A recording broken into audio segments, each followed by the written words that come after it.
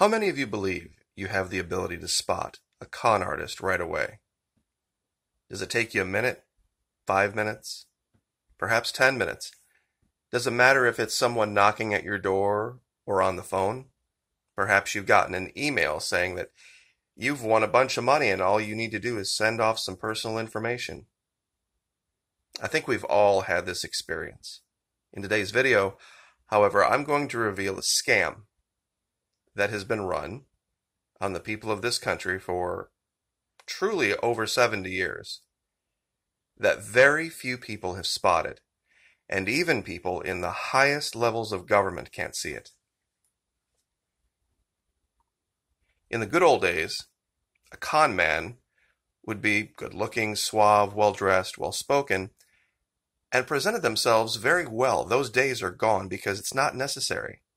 The people committing these crimes are doing them from hundreds of miles, perhaps thousands, in this case, away. There's a chapter in our country's history that most Americans don't like to talk about. It was post-Civil War, turn of the century. Capitalist interests were taking over, and there were these charlatans that scoured the countryside looking for innocent people that were scared or in need, and they were going to solve all of their problems. We got rid of them, but it took a little bit of evil, terrible, horrible socialism to do it. Nikki Haley, representative to the UN, former representative, pardon me, has fallen for this scam. This idea of scaring people about something where the exact opposite is true. Now, the reason I have these three pictures up is because recently Nikki Haley came out and made a statement about how everyone needs to wake up and see the threat of communist China. And I see this all the time in my comment section and around YouTube. The Great Red Scare goes all the way back to the 50s, the McCarthyism. But the truth of the matter is right in front of everyone's eyes, and nobody is seeing it. This is the article here. Americans need to wake up. Realize China wants to dominate the world, blah, blah, blah. Haley, former ambassador, says China has wanted to dominate the world for a long time. Really? But you see, like a stage magician, the con artist misdirects suspicion. While everyone's watching for him to pull a rabbit out of the hat, he's actually sawing a girl in half. You think he's doing one trick when he's actually doing another. You think that I'm dying, but I'm laughing at you, magician Holly Black. Now, here is the scam. You ready for this? Who has actually dominated the world for the last 70, 80 years? Washington, D.C., through the use of the U.S. dollar. No better example can be seen than in Venezuela. We've talked about this ad nauseum at this point. China hasn't dominated anything. China has some minor influences in different parts of South America. But the primary driver of this hemisphere is the United States and other part Europe as well. And I hesitate to use the term the United States because it's really not the people of the United States. It's Washington, D.C. They terrorize and tyrannize us as much as they terrorize and tyrannize the rest of the world. This is the scam. They run it all the time. And I'm going to give a couple more examples and an analogy to show you exactly what they're doing. Never in my life have I seen an election cycle where at the end of it, both groups were talking about how they lost. Now, I know people are already typing, wait a minute, they're not saying they lost. Oh, yeah, they did. And yes, they have. Progressives look for reset after disappointing year. Progressives look for reset after disappointing year. This is Politico. They barely won inside their own party, and they did not win a single thing against conservatives. Opinion. CNN, why the future looks bright for the Republican Party. Now, this has nothing to do with John Kasich. This is another article that popped up on video. They're talking about how they lost. Sorry about the ad there. And this is the proof right here.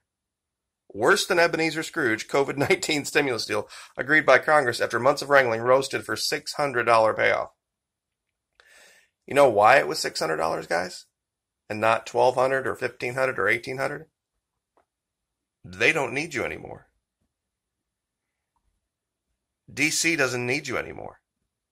The election's over. The voting phase of it, anyway, is over.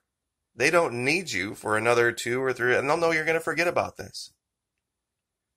They know that in 2 years, 3 years, 4 years, you're going to forget about what happened during Christmas, 2020, 2021. So that's why I'm surprised there's a dime in it for regular people. To be truthful, totally surprised that there's even 1 red cent in stimulus checks. Why? Because the people in charge only do things when they can get something out of it. And what it has done, ironically, has caused unity among 2 groups of people that normally the media has created this enmity between. And you can see it down in there's tweets about this. Brett Mizella, 600 is so disrespectful. Congress may as well come to our houses and throw it at us in pennies to add insult to injury. Revolution, anyone? Kirk Acevedo. See, there's people talking about revolution, but for different reasons. Ryan Knight, at Proud Socialist, $600 tax, not enough. These politicians are worse than Ebenezer Scrooge. We need $2,000 a month direct cash relief. Rashida Tlaib. Who would have thought that conservatives would be agreeing with Rashida Tlaib? And it says so right here. The outcry was not limited to liberals. Although many Democrat supporters blame the GOP for the holdup, some conservatives, including those who backed the president, were up in arms in a well. Inflation is at almost zero. People could have been given $2,000 a month, caught up on their bills, paid down their debt, got ahead for once. No one in Congress fought for this. Mike Cernovich, conservative commentator. Elijah Schaffer. Adam Christensen from here in Florida. Quote, it's very hard to unite everyone, but Washington seems to have insulted everyone with this $600 payoff.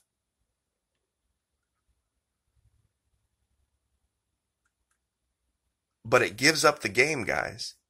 It gives up the game as to who the real enemy is and why they're making us hate each other when we really just want the same thing. Now, I had mentioned an analogy, and this is going to really mess with some people's heads right here because you're going to have to think about it in a way that normal people would not think about it. You have to be somewhat of a narcissist and a sociopath to think about what I'm about to say in the context that will make it make sense for you. All right. Think of a boxer, and you're in a fight, and your opponent says, okay, my goal is to give you a giant black eye, break your nose, knock 6 teeth down your throat, and shatter your right cheekbone. That's my goal in this fight. Okay, well, so far it makes sense. Okay, he's your opponent. You know, he wants to injure you. He wants to do you harm. Think of your opponent as government. Now, government comes back to you and says, you know what? I can see that you're having a hard time with the whole boxing concept. So here's what I'm going to do. I'm not going to knock 6 teeth down your throat. I'm only going to knock 1. And I'm going to refrain from shattering your right cheekbone. Now, you would think, well, gosh, that's Not much of a favor, but it's kind of a favor. Now, here's how they see it. Here's how government would see this, because this is basically an analogy for taxation. See, if they had shattered your cheekbone and knocked 6 teeth down your throat, you would have to go get some type of reconstructive surgery to make your face look right. Is that not true? See, that's what they're assuming. So, that would cost money, would it not, for you? You would have to go spend money to have your teeth fixed and have your face fixed and all this kind of stuff. Well, because they're not doing so much damage to you, they've agreed to not beat you up as badly. What they're saying is that's spending on their part. If you're like, wait, hold on, they're not spending any. Wait, what are you talking about? Government sees reducing taxes and not beating you up as much financially as spending or effort on their part. Meaning you should be thankful. So when they say we've spent $900 billion, most of that is them in the future saying they're not going to take as much from you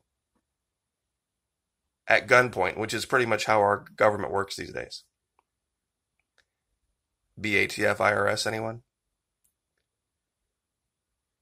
This is what they're saying. I know it's confusing, but when they talk about cutting taxes or sending stimulus checks or this type of thing, especially in the sense of cutting taxes, we're not going to beat you up as bad. Therefore, that is like us giving you money. See, us not robbing you is like giving you a raise at work. In essence, we were going to mug you, and we were going to take 70% of your cash, but now we're only going to take 30% of your cash. So, in essence, we've given you a 40% raise. And you should be thanking us for that. For us allowing you to not have a shattered cheekbone, not have 6 teeth knocked down your throat, only having one, and a broken, nose and a giant shiner. That's literally how they think in DC. That's not hyperbole. That's not making things up. They see not taxing people as spending on their part. See, to them, the money is entitled. To them, it's their money. This is what they actually teach scam artists on the phone. Is that person that you're scamming, that money in their account really is yours, and it's your job just to get it back in your bank account, because they don't really deserve it. They're rich people. That's the scam. And unfortunately, Nikki Haley has now become the spokesperson for the scam artists. Talking about this. The only hegemony that exists in the world right now comes right out of Washington, D.C. Period. This is the only hegemony that exists in the world right now.